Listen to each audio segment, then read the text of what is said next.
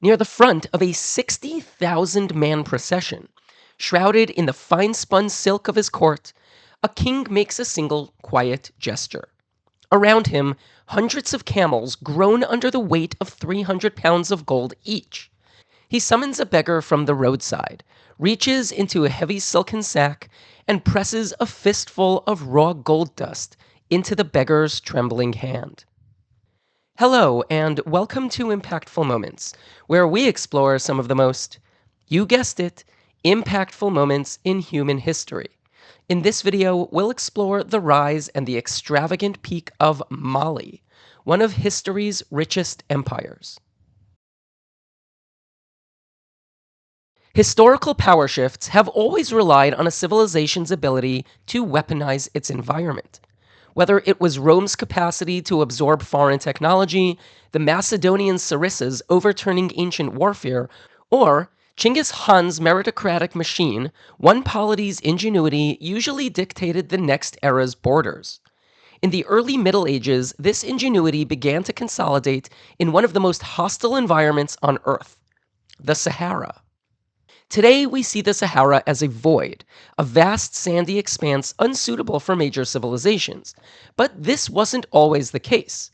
The region was a landscape of lush greenery and deep lakes that wasn't fully a desert until well into the Bronze Age. As the water vanished, it left behind something arguably more valuable than the water itself: white gold, or as we call it today, salt. In the medieval world, salt wasn't just a seasoning. It was a biological necessity. Before refrigeration, it was the only way to preserve meat and other foods. And in a land where you can lose liters of water a day to sweat, it was often the difference between life and death. By the 8th century, a peoples, the Soninke, found themselves sandwiched between two gold mines: the figurative white gold salt to the north in mines like Tagaza, and the literal gold mines to their south. Gold, while it needs no introduction, was more than a simple precious metal. It was a store of wealth, a symbol of power and prestige, and yes, it was also the most valuable precious metal of the ancient world. All it took was a bit of Soninke ingenuity. From their conveniently located heartland of Ouagadougou, they began playing the middle party between these two precious resources. As caravans converged on Soninke territory, Kaya Magan Sise eventually asked the golden question: why don't we tax these? And tax they did. By the 10th century, the Ghana, as they became known, meaning war chiefs, were among the wealthiest men on the planet. But, as history has shown time and again, wealth invites envy, and the stability of the Ghana Empire eventually buckled. By the mid-11th century, the state faced internal discord, drought, which caused migration, and relentless raids from the Almoravid Berber Muslims to the north. And by the early 1200s, Ghana had shattered into tens of independent tribal groups. Among the fractured fiefdoms left in Ghana's wake were the Mandinka. According to the Epic of Sanjata, their king, Nari Magan Konate, had been given a bizarre prophecy. He would marry a disfigured woman, and their son would become the greatest ruler in history. Taking the omen to heart, he married Sogolon Konde, the Buffalo Woman. The result of this marriage was a boy named Sunjata, but there was a slight problem. By age 7, Sunjata still hadn't taken his first step. While his half-brothers mocked his disability, and his mother faced constant ridicule, the lame prince remained undeterred. Legend says that he eventually hauled himself up using an iron rod, bending the metal into a bow in the process of his first steps. This display, coupled with the looming prophecy, concerned his competition. When the king died, Sunjata's half-brothers seized the throne, forcing Sunjata and Sogolon into a 7-year exile.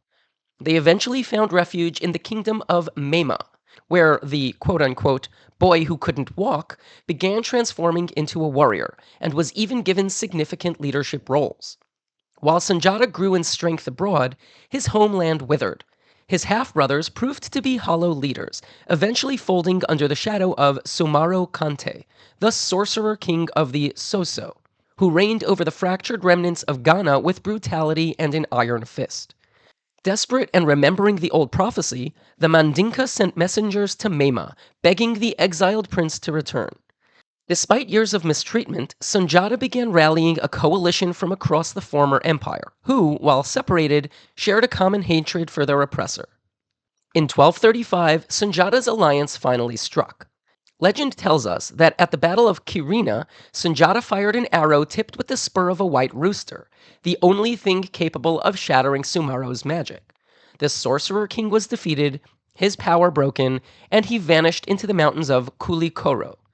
In the aftermath, Sunjata earned the moniker the Lion King and was proclaimed as Mansa, or emperor, marking the official birth of the Mali Empire.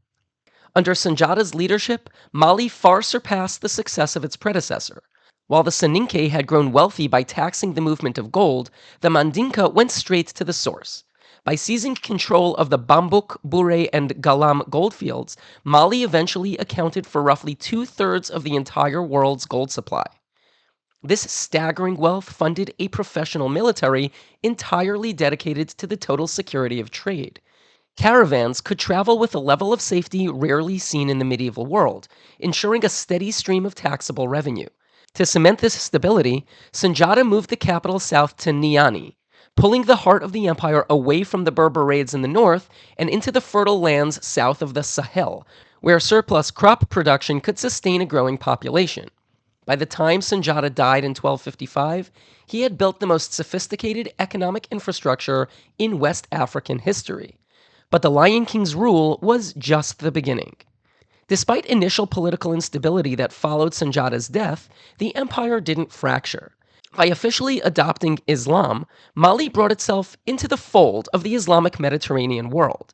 This wasn't just a spiritual shift, it was a strategic move that secured protection and opened lucrative new trade partnerships with the Berbers in Morocco and Tripoli. But in 1311, Mali's ambitions stretched beyond the continent. The reigning Mansa, Muhammad ibn Ku, became obsessed with the Atlantic. He commissioned a massive fleet to explore the limits of the ocean and find new lands to conquer. The fleet sailed west, but was never heard from again. This opened the door for his deputy, Musa Keita, to take the throne.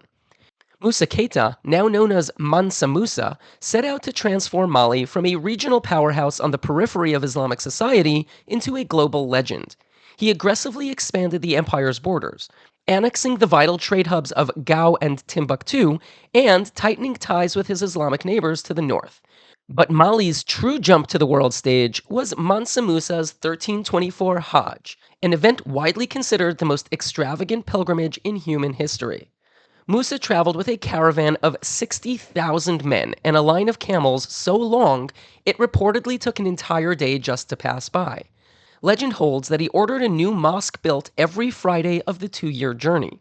He was so prolific with his charity and spending, handing out fistfuls of gold dust to every beggar he met, that he single-handedly crashed the gold markets in Cairo and Medina.